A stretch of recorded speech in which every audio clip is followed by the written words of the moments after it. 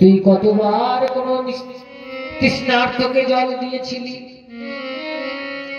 কতবার ক্ষুধার্তকে অন্ন দান করেছিস। যে তোকে জন্ম দিয়েছিল পিতা মাতা, তাকে কি তুই সেবা করেছিলি? যদি তুই সেবা করে থাকিস তাহলে তুই আমার কাছ থেকে ভালোবাসা পাবি।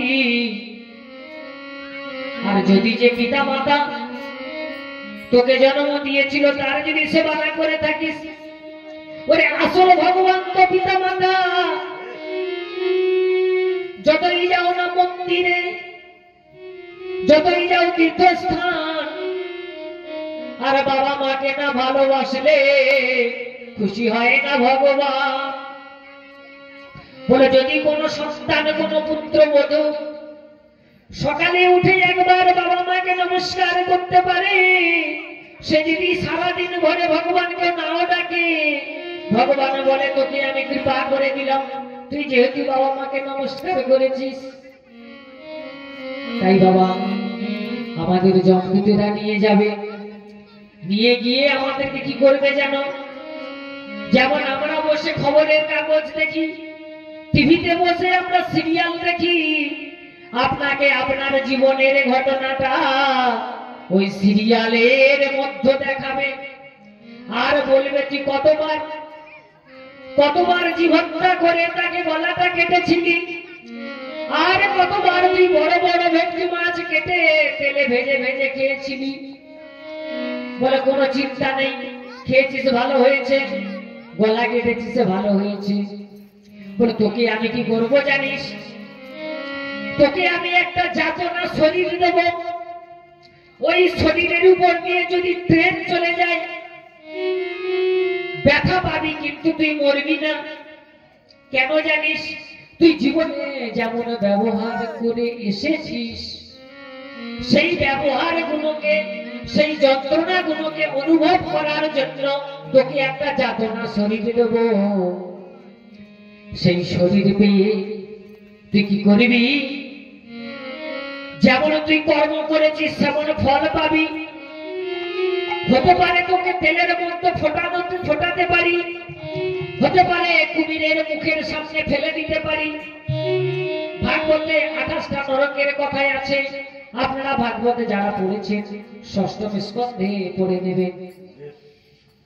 তাই বাবা একটা যাতনা শরীর দেবেন, হয়তো হাজার হাজার বছর আপনাকে কষ্ট ভোগ করতে হবে। বলে আপনি মরে গেছেন, দেহ পুড়ে গেছে, অসুবিধা নেই, ওই আত্মা রূপী জীবের মধ্যে আপনার সমস্ত ঘটনা ভগবানের কাছে, যমরাজের কাছে চলে গেছে। আর চলে যাওয়ার জন্য আপনাকে একটা যাতনা শরীর দেবে, আর সেই শরীরে আপনাকে যন্ত্রণা ভোগ করতে হবে।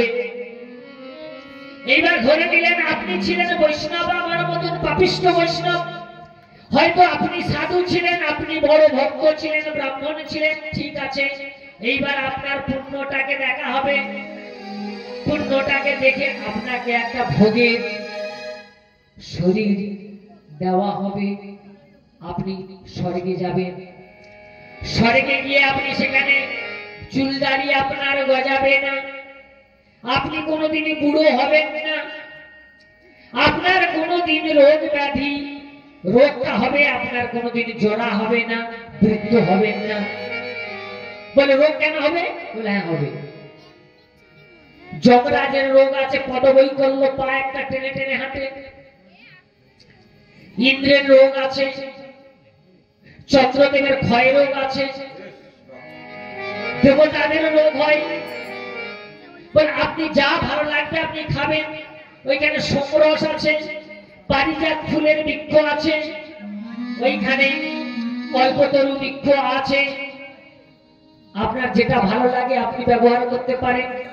যত ইচ্ছা আপনি বিবাহ করবেন, যত ইচ্ছা আপনি কামনা বাসনা পূরণ করবেন, সেখানে কোনো সন্তান হবে না।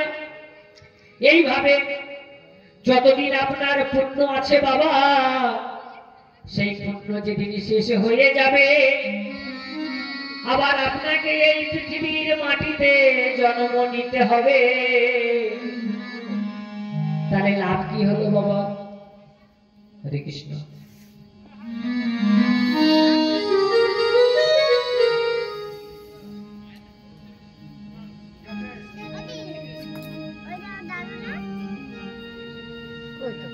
যিনি ভাগবত চরণে